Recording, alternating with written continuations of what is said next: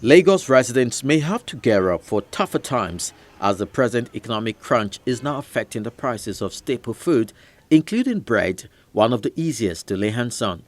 The Lagos State chapter of the Association of Master Bakers and Caterers of Nigeria has announced a 20% increase in bread prices.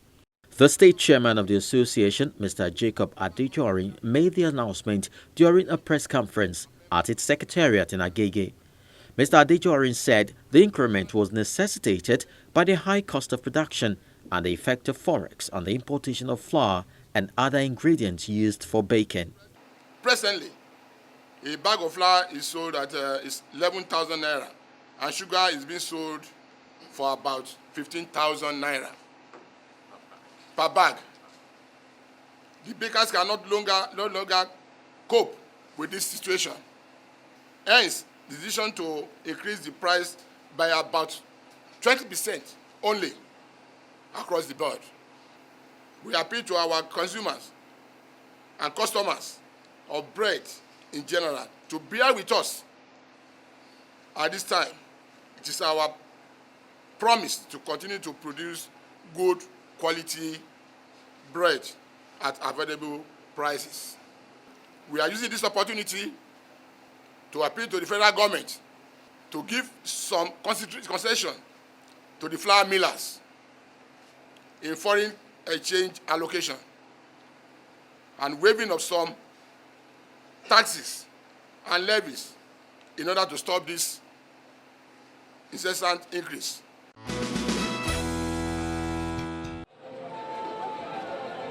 The Lagos State government has allayed fears of residents following notices issued by the Nigeria Meteorological Agency (NIMET) and the Hydrological Service Agency of imminent flooding that would be caused by heavy rainfall and rise in water levels around coastal states including Lagos. At a press briefing, the Lagos State Commissioner for Environment, Mr. Samuel Adejare, says the state government through the ministry has been engaging in several measures to control possible flooding, including the desilting of its primary and secondary channels to enable them to discharge efficiently. Mr. Adejare added that sensitization efforts are being beefed up to enlighten communities in coastal and lowland areas to move upland in order to avert any loss of lives and property.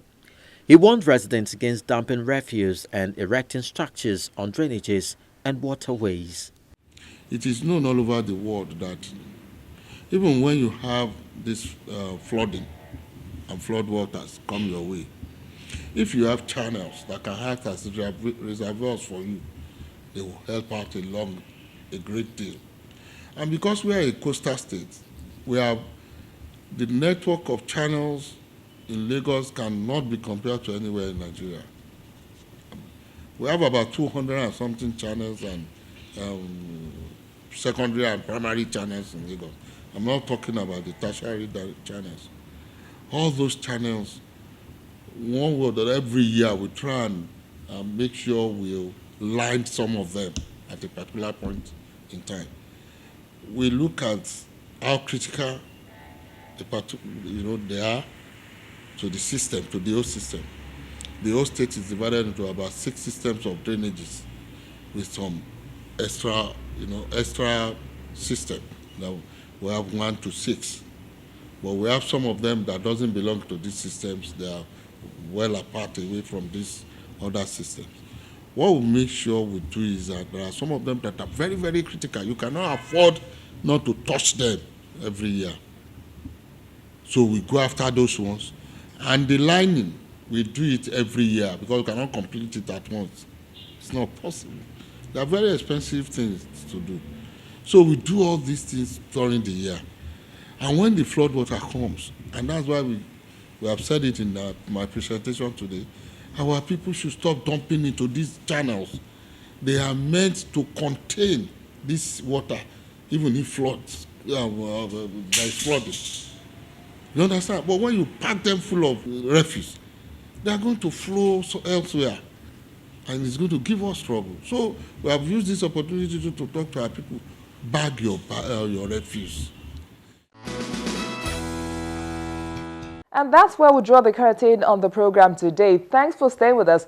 Continue to send your comments and observations through our social media platforms. See you next time. I am BC Adebayo.